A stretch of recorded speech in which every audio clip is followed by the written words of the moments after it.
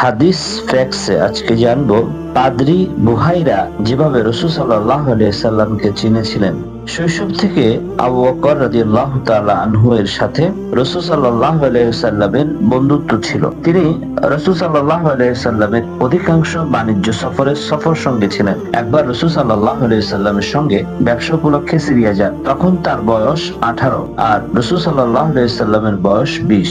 তারা যখন সিরিয়া সীমান্তে বিশ্রামের জন্য রাসূল সাল্লাল্লাহু আলাইহি সাল্লাম একটি গাছের নিচে বসেন। আবু বকর রাদিয়াল্লাহু তাআলা আনহু একটু সামনে এগিয়ে এদিক ওদিক দেখতে লাগলেন। এক খ্রিস্টান পাদ্রীর সাথে তার দেখা হয় এবং ধর্ম বিষয়ে কিছু কথাবার্তা হয়। আলাপের মাঝখানে পাদ্রী জিজ্ঞেস করে, ওখানে গাছের নিচে কে? আবু বকর রাদিয়াল্লাহু তাআলা আনহু বললেন, এক কুরাইশ যুবক নাম মুহাম্মদ বিন আব্দুল্লাহ। পাদ্রী বলে উঠল, এই ব্যক্তি আরবদের নবী হবেন।